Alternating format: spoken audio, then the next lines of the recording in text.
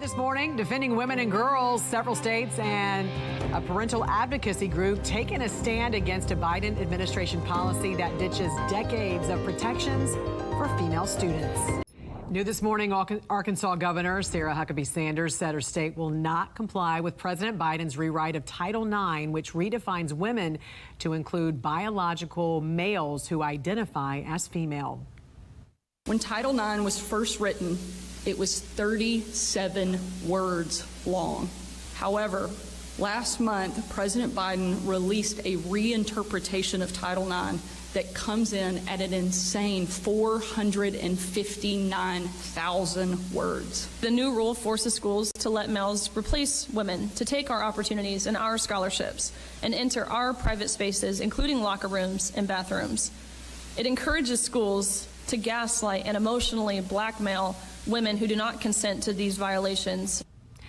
Governor Sanders signed an executive order requiring Arkansas educational institutions to recognize sex as an unchangeable characteristic rooted in biology.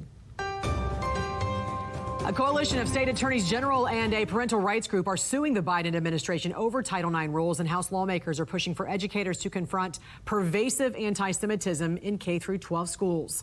Joining us now to discuss is Parents Defending Education's Director of Outreach, Erika Sanzi. Good morning to you, Erika. Great to see you as always. You know, some major lawsuits over the Biden administration's changes to Title IX that women and girl athletes say strips them of their rights and also diminishes really the core principle of why Title IX was created in the first place. So tell us about this lawsuit filed by your organization along with several other states and organizations. What does it say? What does it seek? Okay, so this lawsuit, we have joined with two other organizations, Speech First, which is an organization that deals with free speech issues on college campuses, and the Independent Women's Forum.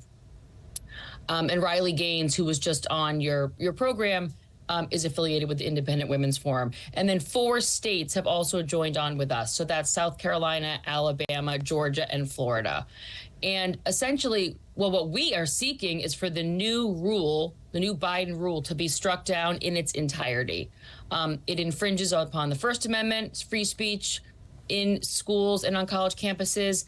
It's a violation of the 14th Amendment because it strips due process protections, again, from accused students. And it also unlawfully misinterprets the word sex, right? So as you mentioned before, it has expanded and broadened that definition to include gender identity.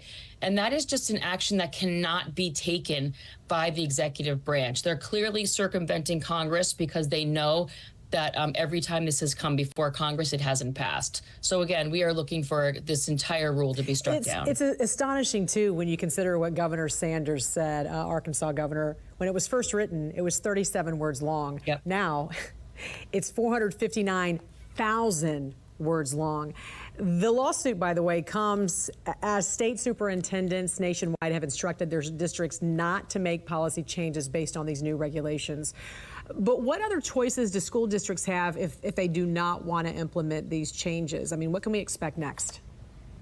Yeah, I mean, unsurprisingly, this is definitely breaking down along partisan lines.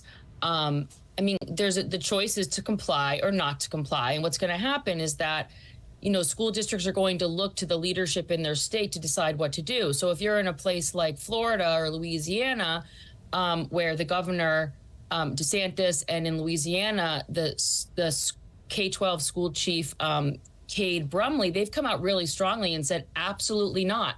As far as they are concerned, this is totally unconstitutional. And they see themselves being sort of forced to put girls and women in their care at risk because of this rewrite. So if you're in a place where they're saying don't comply, it's a lot easier than if you're in a place like I live in a very blue state where people, you know, cheer these kind of things on, even though behind the scenes they admit that they're crazy.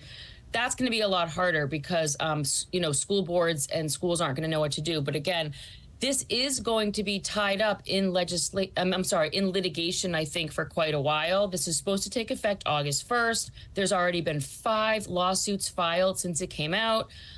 So I can't imagine that the August 1st date is going to actually, you know, end up being the date. And so, you know, my advice is that nobody comply with this at all. until the lawsuits play out. And we're going to follow those lawsuits that you guys have filed alongside with you there. A House subcommittee, meantime, on early education, childhood, elementary and secondary education is going to hold a hearing that's titled Confronting Pervasive Anti-Semitism in K through 12 Schools. We know about the issues going on at America's colleges and universities when it comes to anti-Semitism, but as you've said before, it starts well before that. So tell us about this hearing and why it's so important. Yeah, I'm really looking forward. I'm going to attend this hearing next week. And again, because the focus on college campuses, which of course has been very necessary and understandable, has overshadowed the problem that the messaging, the content, the rhetoric that students are hearing in K-12 has also become very anti-Israel, very anti-Jewish, and often, anti-Semitic, especially since October 7th. So the committee has called 3 school department leaders from around the country to come and testify. These are kind of embattled districts on this issue. So the heads of New York City, Montgomery County, Maryland, and Berkeley, California are going to have been called before the committee. I don't know what they're going to be asked, but they're going to have to answer, I think, for their failure to protect students and staff. And I think they're going to be asked also about their anti-Israel curriculum and the anti-Jewish rhetoric that's coming, from some of the people that they employ. Parents Defending Education's Director of Outreach, Erika Sanzi. Happy Friday. Thanks for joining us this morning. Same to you. We appreciate it. Thanks for having me, Jan.